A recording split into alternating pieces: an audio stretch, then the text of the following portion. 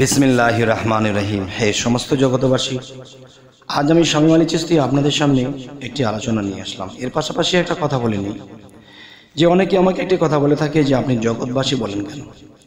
দেখেন, জগৎবাসী এ কারণেই বলা হয় যে আমাদের এই আলোচনা, এই চ্যানেলটি শুধু মুসলমানের জন্যই নয়, প্রত্যেকটা ধর্মের লোকেদের জন্য। তাহলে প্রত্যেকটা ধর্ম কিন্তু এখনো মনে হয় গুণে শেষ করতে পারবো না। গোনা বাছা যে কয়েকটা আছে মনে থাকা যায়, কিন্তু অন্য যে আরো বহু ধর্ম আছে কোনো মনে নেই। তবে আজকের কথা হলো সকল ধর্মের যে বিষয়, যে সকল ধর্মের মানুষের জন্যই আজকের এই আলোচনা। তাই বলা হয় যে হে সমস্ত জগতবাসী। আচ্ছা, তো এখন আজকের যে আলোচনাটি সেটা করবো হলো, দেখুন, মানুষের পাপ, সমস্ত পাপ চলে যায়, পাপ পরিষ্কার হয়ে যায়, পাপ থাকে না। সেটি কোন নদীতে গোসল করলে বা পবিত্র হলে আপনার পাপ অবশ্যই আপনি নিষ্পাপ হয়ে যাবেন, আপনার আর কোনো পাপ থাকবে না এবং সামনেও আপনার দ্বারা তেমন পাপ হবে না। আচ্ছা, সেই নদীটা কি?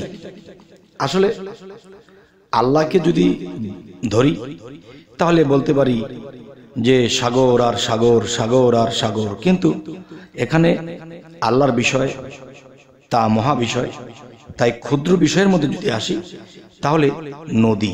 যেমন দেখেন, মানুষ যখন নদীতে গোসল করে বা পবিত্র করে নিজেকে, তখন কিন্তু সেই মানুষটি ময়লামুক্ত হয়। তাহলে সেই ময়লামুক্ত হয়েছে কি? সেটি দেহের ময়লা, সে পরিষ্কার করা হয়, পবিত্র করা হয়। তাহলে এখন আসবো যে আমি যেই নদীর কথাটি আপনাদের সামনে নিয়ে এসেছি, সেই নদীটি হলো কি?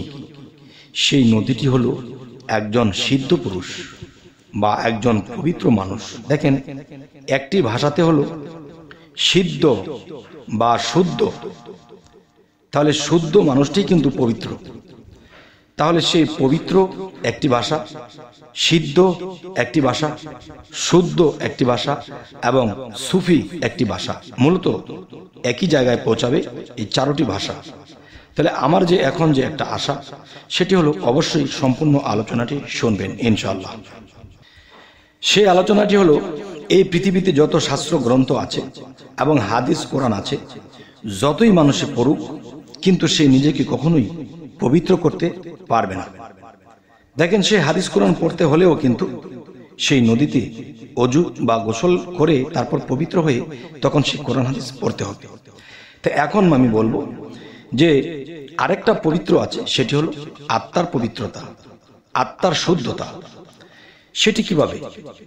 যেমন মনে করেন, এই পৃথিবীতে কামেল ওলি, কামেল আউলিয়া, কামেল মুর্শিদ, কামেল শুদ্ধ পুরুষ বা অন্য ভাষায় বলা হয় সাধু।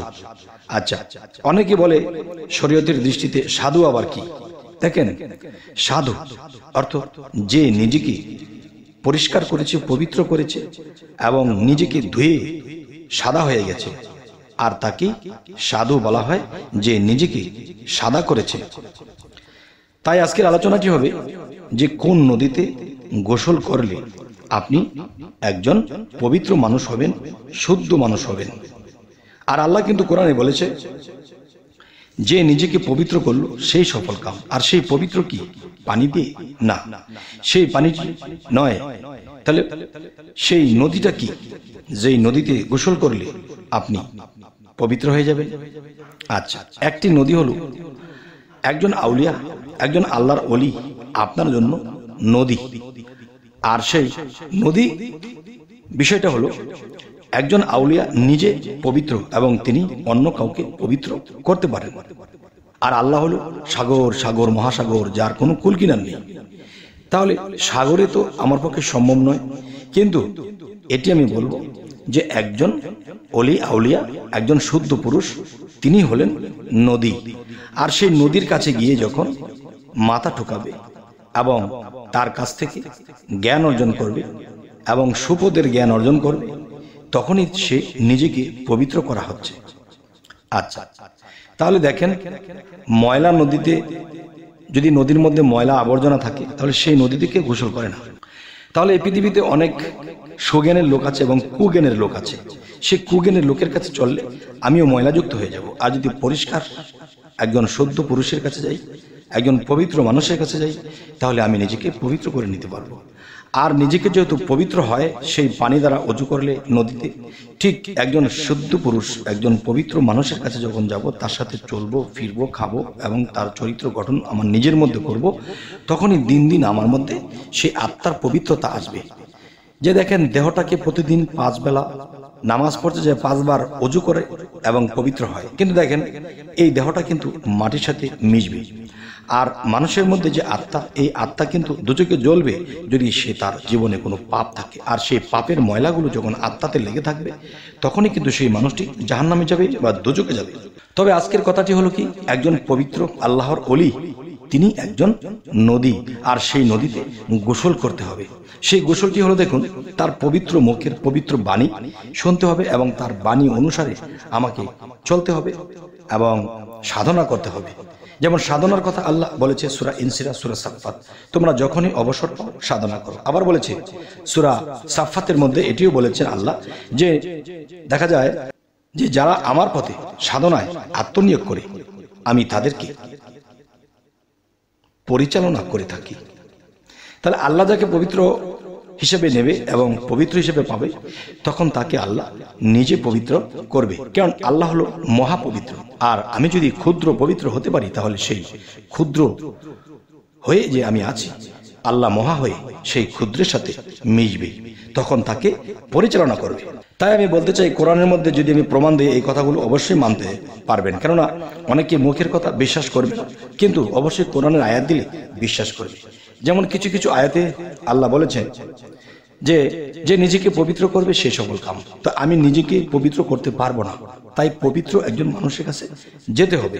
এবার আসি যে আল্লাহ কিন্তু এটিও বলেছে, তোমরা সলেহিন, সিদ্দিকিন, মোত্তাকিন, মুমিনিনদের সাথে ওঠা বসা করো। কেননা আমি যদি কোনো গাঁজাখোর, মদখোর, জুয়াখোর, আমি খারাপ লোকের সাথে সঙ্গ রাখি, কোনো একদিন তার দেখা দেখি আমি গাঁজা খেয়ে ফেলবো, তার দেখা দেখি আমি কোনোদিন দেখা গেছে মদ খেয়ে ফেলবো, বাজে নেশা করে ফেলবো।